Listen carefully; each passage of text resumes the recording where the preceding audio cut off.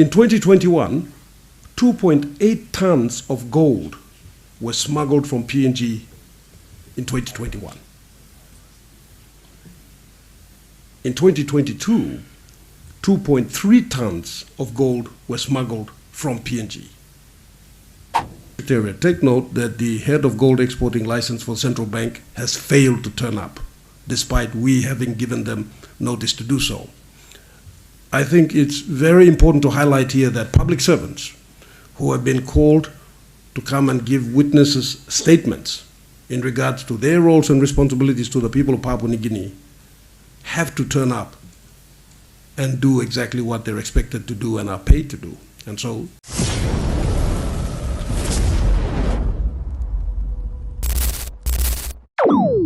we will proceed with Central Bank. Central Bank, you'll just give us an update on your roles and responsibilities. I believe you are exclusively responsible for issuing licenses for exports. We've got intelligence here that tells us, gives us a very frightening figure from the data given by MRA, by the way, and comparing that with imports from PNG, as reported to international trade data on UN Comtrade, credible statistics. And that data tells us, as an example, I'll just take 2 years. In 2021, 2.8 tons of gold were smuggled from PNG in 2021. In 2022, 2.3 tons of gold were smuggled from PNG. Very frightening statistics. What's happening? So, if the Central Bank, who is represented here by Mr. Edric Ogomeni with the Intelligence Division of the Central Bank, or Analysis Division, and Mr. Wilson Onair of the FASU branch. FASU stands for, Mr. Onair, you might help me. Sure. Thank you. FASU stands for Financial Analysis and Supervision Unit, which is PNG's Financial Intelligence Unit. And I'm currently the director. I served as its deputy director for 7 years. I have close to pushing 20 years in the central bank, and I was also the founding person to establish FASU within the Bank of PNG. With me is Edric Ogomeni. So FASU has a structure that has 3 divisions, and one of those divisions under me is led by Edric, which is our intelligence branch. Our responsibility is mainly around money laundering and terrorism financing. So we look at intelligence, particularly in this area, for the purpose of this committee's hearing. But we also look at organized crime and crime syndicates, as well as money laundering and corruption, tax evasion as well. Governor and Chair, if I may correct you, we are not the licensing team. We are the intelligence team. My apologies. I was saying that Central Bank has the responsibilities of licensing. Am I correct? That's correct. For gold exports? That's right. So, okay. Unfortunately, we do not have the gold export licensing team here. But it would have been Head nice. of Secretariat, take note that the head of gold exporting license for Central Bank has failed to turn up, despite we having given them notice to do so. I think it's very important to highlight here that public servants who have been called to come and give witnesses statements in regards to their roles and responsibilities to the people of Papua New Guinea have to turn up and do exactly what they're expected to do and are paid to do. And so we take note of the fact that, again, Central Bank's gold licensing division, they have been invited, they have not turned up. So thank you. Please proceed. Thank you, and thank you, honorable members, for giving us the opportunity to come before you on this very important matter. It is of national importance. I must apologize that we received the notice very, very late over the weekend, but we scrambled to come. So we will take some questions on notice, and you can be guaranteed that we will give you a written response as well. This particular topic is of very big importance to us, and we have been quietly tracking this.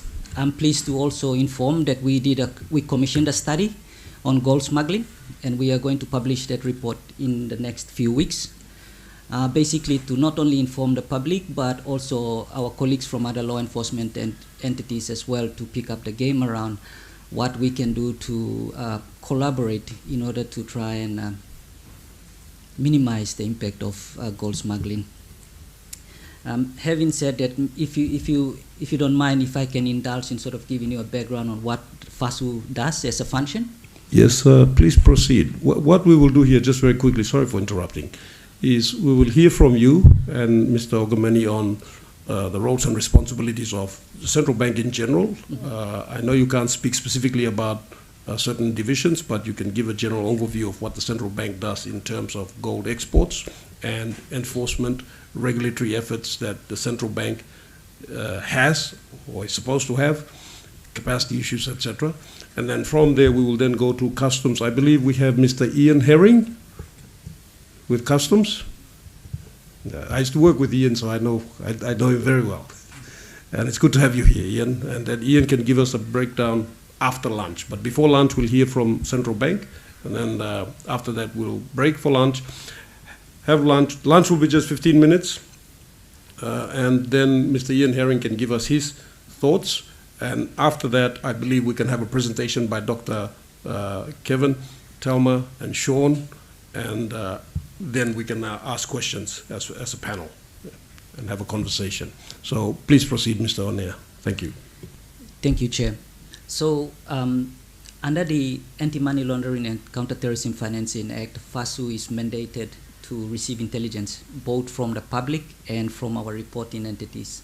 So we only register reporting entities that are prescribed by the AML Act to register with us for the purposes of complying with the anti-money laundering obligations that the country is imposed to regulate under the mandate that we have. Apart from that, we have a licensing unit in the central bank that is responsible for licensing gold exporters. So they are a separate unit. FASU has that degree of autonomy in which we exercise our own powers, even though we report to the governor of the bank administratively when it comes to discharging the responsibilities for anti-money laundering and counter-terrorism financing, that those powers lie with me as the director for FASU. So the licensing team does the licensing and the fit and proper into market entry purposes. It is highly desired that those two functions, FASU and the licensing team, must work hand in hand when it comes to conducting due diligence and fit and proper assessments of those individuals or entities that apply for licensing of gold exporters. And we do a fair bit of work with our licensing team in that space. That sector that is licensed is also required to be regulated or supervised for compliance purposes with what their obligations are as per the licensing conditions. Having said that, our role as the financial intelligence unit is to receive intelligence, package it, understand what are the predicate offenses identified through the process of analyzing the information that we gather, and then we disseminate those informations to law enforcement agencies. And our number one recipients are customs, immigration, the police, RPNGC, and IRC for tax purposes. So almost on a very regular basis, those agencies of state would be receiving intelligence from us, and mostly the intelligence would be recommending for them to apply their respective laws to look into those evidence or intelligence that we have gathered for them, and to for them to apply their laws. And if there is any strong evidence that we have disseminated to them, we encourage for them to investigate, not only investigate, but prosecute those crimes. I must also make known here that FASU is not an investigative body, it's an intelligence gathering body. Its job is to package the information and pass it on to law enforcement to prosecute those crimes. Practically, it would be ideal if we had avenues in our legislation that allow us for direct prosecution, or in cases where we see intelligence that is very strong, we could recommend for asset forfeiture and confiscation to the state. So in the next year or two, those are some of the recommendations that we will be putting up for policy interventions in that space. Perhaps I'll just sort of stop there and then see if there's any questions and we can go back. Mr. O'Neill, very quickly, while we're hot on this topic, the gold smuggling activities that you are aware of, the revelations, the data that has been presented, which is public information, by the way, and the fact that there is very poor regulatory or enforcement mechanisms in place, does this push Papua New Guinea towards the grey list? Could that be a statement that could be made? Mr. O'Neill, from your own experience or knowledge of this? Thank you, Governor. The short answer is yes. The Financial Action Task Force did the report in 2024, and FASU leads the country's efforts in trying to ensure that we try and stay out of the grey list. Unfortunately, it's not a good story for us. It's very imminent that PNG will be grey listed in February next year, and part, or if not a large part of the reason behind that is the ineffectiveness of state agencies having to perform their respective enforcement capabilities. So that was the broad statement that was made in those reports. And so if we can pick up our game and investigate and prosecute a few cases, not just in the gold smuggling, but for money laundering, tax evasion, illegal logging and illegal fishing, those are high risk predicate offenses that Papua New Guinea has been identified to portray in that risk assessment for the country. And so the assessors are wanting for Papua New Guinea to demonstrate effectiveness in having to curtail those financial crime behaviors. We have demonstrated some capability, but we need to show a huge appetite in having to arrest those crimes and prosecute them.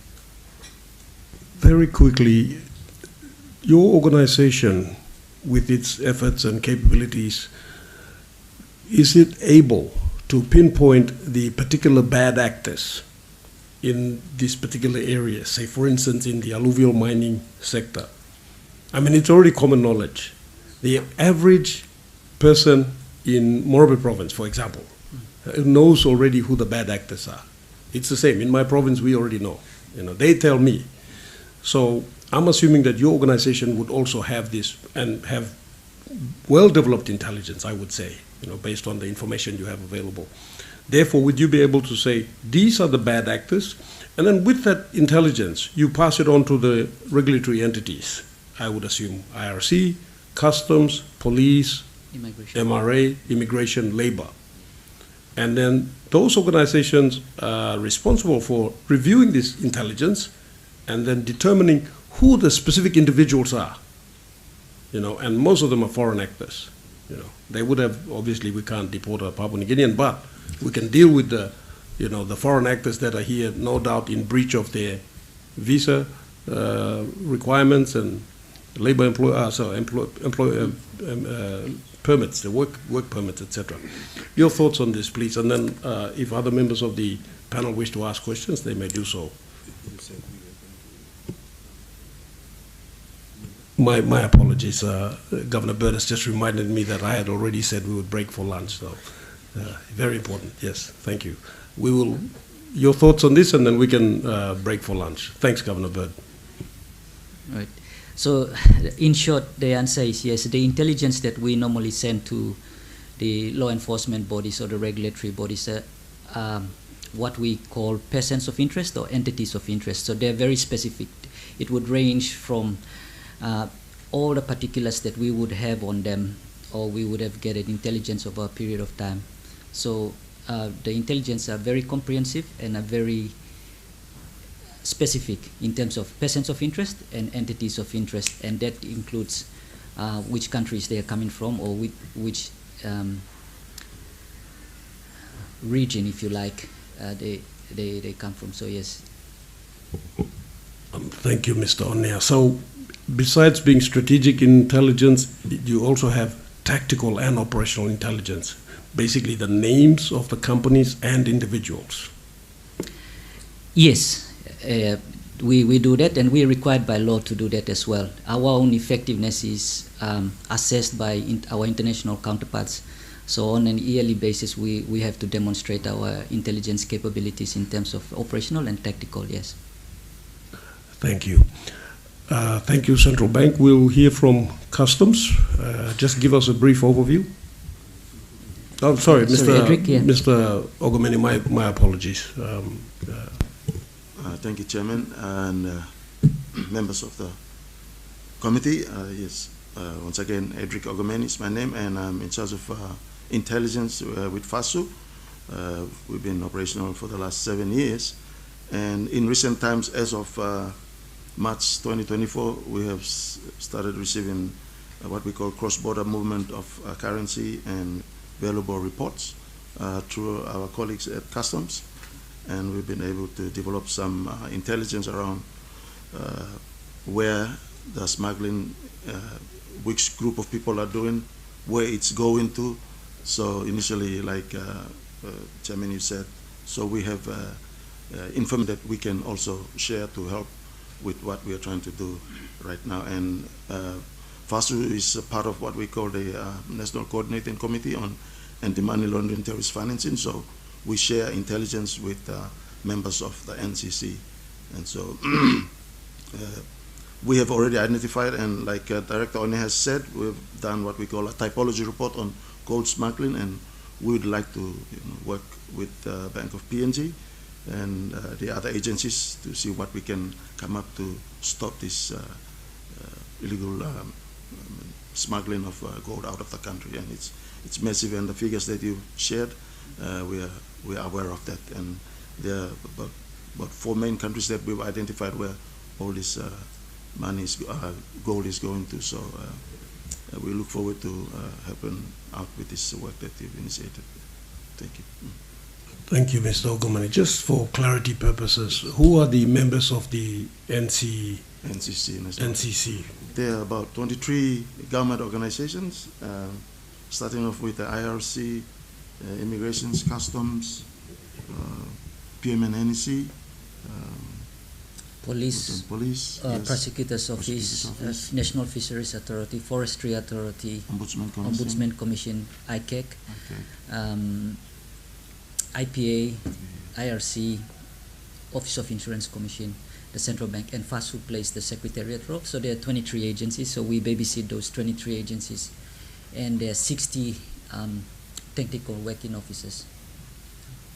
And so the information, once you've developed the intelligence and it's presented to these agencies, they are required to act on this information, this intelligence, and then are they required to report back as to what they've done with it? It would be nice to see get some feedback from them as to whether what we are giving them is what they want or is relatable for them. We don't get much feedback, but we anticipate that at least that intelligence should lead into investigations and prosecutions, because the country needs to demonstrate effectiveness of law enforcement and compliance. Thank you very much, Central Bank, or FASU. And we'll move on to Customs. And Customs, recently there was a bust where a significant amount of gold was seized. Perhaps you could tell us a little bit about that, and then also the Customs role in terms of gold exports. What does Customs do? And what are your observations? What are your organization's capacity issues or challenges? If you could advise us. Thank you. Thank you, Chair, members of the panel, the regulators and the industry. My name is Ian Herring. I'm from PNG Customs. Basically, we would know the roles of customs, that we secure our border, protect the community, facilitate legitimate trade and travel. We also collect revenue. And recently, we've also had the task of the special economic zones. Sorry, Ian, for interrupting. What's your position within the organization and your experience, etc.? Thanks. Okay, apologies, Chair. my position with PNG Customs, I'm the Assistant Commissioner Enforcement. I've been recently appointed to the position, and I have around 20 years experience with customs. So basically, like anything that leaves our country or comes into the country, legitimately is facilitated by customs. But on the information that you gave on the number of gold that is departing the country, it's a big area of concern for customs as well. Just recently, we did a detection of around 22 kg of gold that was supposed to be smuggled out of the country at sections. Unfortunately, our working environment at sections, all the detections are made by NAC and referred to customs.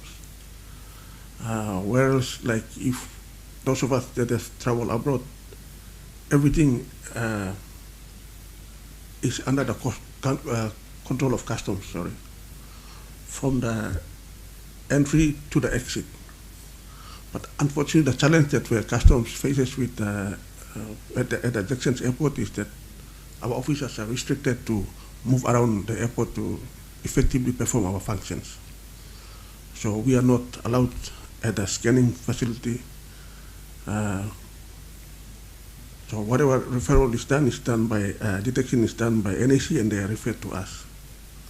Unlike other countries, the developing countries, customs has access to all the areas of airport. Sorry, Ian, I just want some clarification.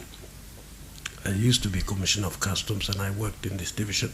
I'm very surprised to hear this, because during our time, this must have been a recent amendment, because according to the Customs Act, customs officers have access to all entry and exit points of the country, and there is no restriction, not by NAC or any other organization.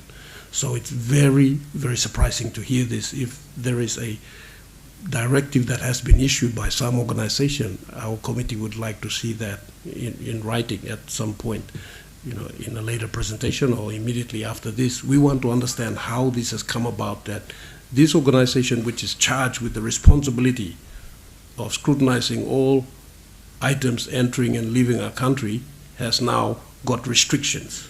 And we want to know which organization has imposed this restriction. So thank you, Ian. Chair, thank you. We've actually reached out to our counterparts at the airport, NAC, to have a MOU, an understanding where our officers can be allowed to effectively perform our duties. But we haven't got any positive response from them, but we're working on that. So I'll just give you an example of a detection that customs did. In other countries, when passengers who are traveling abroad, when they enter an airport, they have to go through various different scanning before they board a plane. But for our case at Jackson's, passengers can just come in, check in.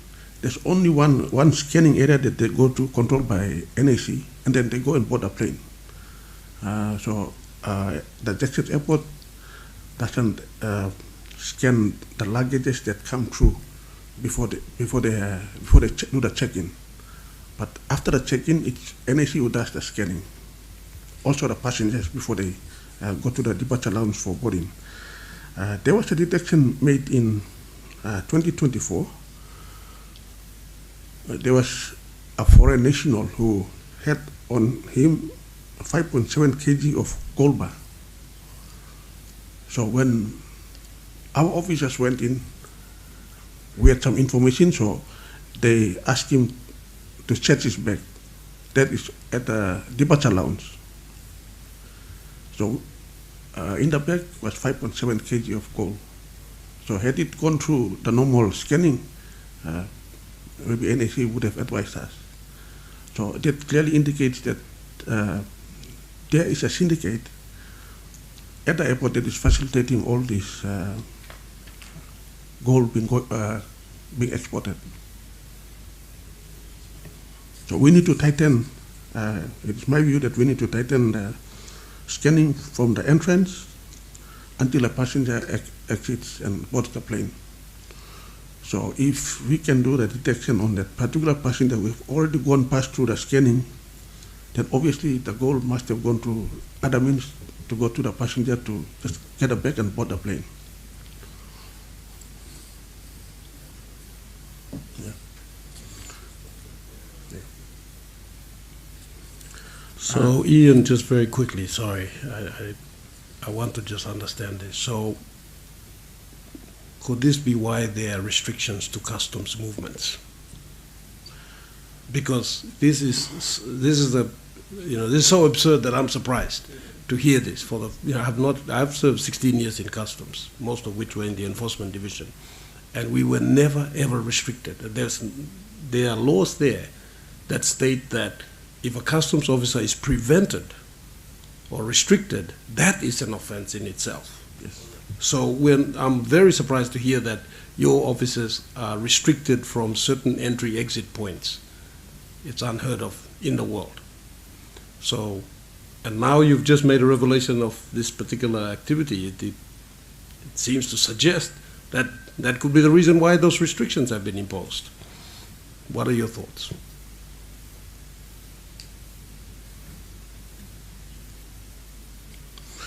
Chair, thank you. We've had our suspicions, but upon detecting of that particular gold at the boarding lounge, I mean, it looks more certain that there's a syndicate involved. So, Chair, I'd like also to recommend that the committee also get information from our transnational crime unit.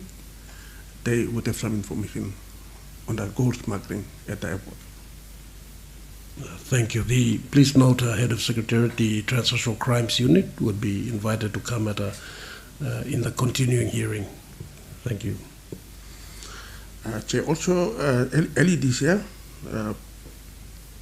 NSC did a detection on 2 foreigners who had in their possession a total of 22 kgs of gold, and they were referred to us. Ian, can you please speak up? This is very important information, so we'd like you to speak up. Yes. My apologies.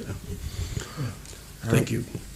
Earlier this year, there was a detection made by the NAC and referred to us on 2 foreigners who had in their possession the first person of interest had 9.35 kilogram of gold that is valued at 2.599.861 kina. Million kina, sorry. The second POI had on his possession 13.371 kg of gold with a value of 4.578.929 million kina. This we verified with our counterparts from MRA, and there's also essay report on that the detection.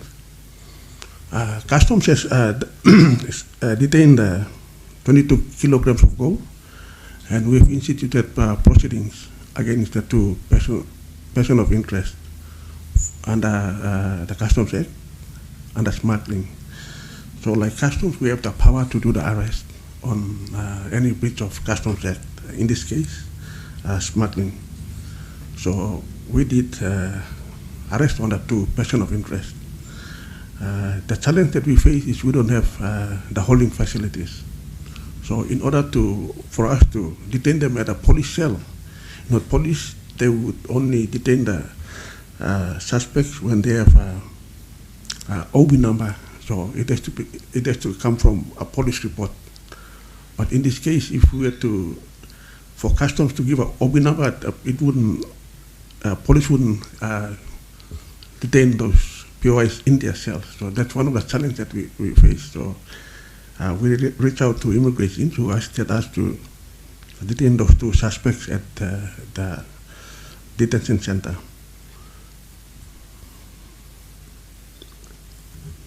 Very quickly, Ian, just for clarification, were police involved in the charging of these suspects or not at all? No, it's only So only customs charges were applied. Yes, Chair, we had the case where the Catmo case, Yes. when police did arrest, and under Customs Act, the court clearly stated that any breach under Customs Act, it has to be, the customs officers have to do the arrest. So there's a fine demarcation that only customs has to do arrest on customs breaches. And then the police are basically stating that you can't detain your suspects in their cells. In their cells, yeah. So, Also another very strange revelation here. Yes, I mean, in the past we've had arrests made by customs, and we've always detained our suspects in the police cells. Those police cells are for those purposes. So that's another interesting revelation here. yeah, Chair, I think it's the administration part where, when police arrest a suspect, they have this AB number, OB number. So that gives rise to them being arrested and locked up in the cell. But in this case, it's a customs arrest. So the two POIs were taken to court, and there was a little error, and the court strike our case, both cases out. And now it's going into 1 month now. We are searching for the suspects to rearrest them. So definitely the suspects aren't going to be waiting around to be arrested. I mean, they're criminals. It's in the criminal's nature to continue, moving and not being detected or apprehended. So we now have a situation where, for whatever reason, the laws do not allow, or there's administrative hiccups that do not allow customs to detain its suspects. That's what you're saying. So if we arrest suspects who are breaching customs laws, then we don't have any way to detain them. No. So we have to let them go and hope that they turn up in court next day. Is that the case? Actually, for the two suspects, we have their passport with us. So it's just that we have to look for them and arrest them. That's the challenge that my officers have been facing, and for this 1 month, we've been going around looking for them. So, okay, did they have guarantors, people who guaranteed well, obviously not, because they weren't arrested and they therefore would not be bailed, but where were their last known locations or companies? Do you have the names of the companies that these two suspects are employed by or associated with? Yeah. One is a owner of a company, a group of companies, and the other suspect is just a visitor who was here for a temporary visit and was heading back when we detained him. But you have the gold? We have the gold with us. We've already issued a seizure notice. And they have not contested the seizure? Not yet. So we've already gone past the 30 days. So you can now auction the gold? Well, that depends. But our chief commissioner would have the power to dispose of any seized items, but because it also comes under our friends from Central Bank, our heads will have to liaise on that and decide how we dispose. How many kilos altogether? 22. 22 kilos of gold. 22.7 to 8.80 kg. That's worth around 7,178,791 kina. Have you checked with migration to see if they've exited the country? We have their passport with us. Oh, okay. Governor, Thank can you. I shed some light on this Yes, matter? please. Yeah. So currently the goal with the state, so to speak, we through the proceeds of Crime Act, we applying for restraint on those assets, and it's good to hear that they are not contesting it. So the next phase of that would be to apply for it to be forfeited to the state. That's when the auction bid comes in. So that process is on queue. Yeah. Thank you. What about the case itself, the prosecution of the offences committed by these two individuals? Are you reviewing that with the intention of taking it back to court? Yes, Chair. I don't want our legal, most likely at the courthouse now. We are trying to file information for for the court to give us the warrant to arrest, so we can seek assistance from police to physically go around, look for them and pick them up. So we will be prosecuting the case, and we hope to get a successful outcome because of this anti-money laundering. So the customs is focused on these two cases to have them successfully prosecuted. Thank you, Ian.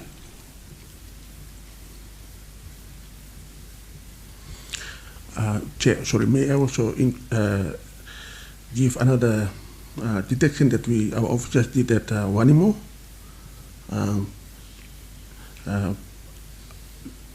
The situation at Wanimo is not like the one here in Mosby. Our officers in Wanimo are always under threat of this transnational crime. And when landowners, there was an incident where one of the landowners brought in something. When our officers asked to check the items, what the landowners shouted at our officers was that your government hasn't settled our land, and why do you have to stop us? You know, that's an issue with our officers at the border, and obviously we would need the presence of other line agencies in order for our officers to effectively perform their duties. We had a detection of some minerals leaving the country, and we detained the items, and we approached our friends from MRA to do the test. And our court, they also got struck out because of technical errors. So our lawyers are working on that to fine-tune it. For so long, Customs hasn't done any prosecution on legal, and this is the first 4 cases that we are working on. So we are hopeful to get a successful prosecution from these cases. Thank you very much, Mr. Herring, for your insight. And Customs is responsible for authorizing all exports via the export documents that the agents would lodge on behalf of the companies that are legally exporting gold. Am I correct? Yes, sir. So you would have records of all gold exports legally leaving the country. Is that fair to say? Yes, Chairman. It's all captured in the system. Okay, thank you. Chair, sorry, just one more thing. The export of gold, Customs, we don't collect any duty on that. It's only the technical entry fee that we collect. So the levies are collected by MRA, not? Yes. Okay. Thank you very much.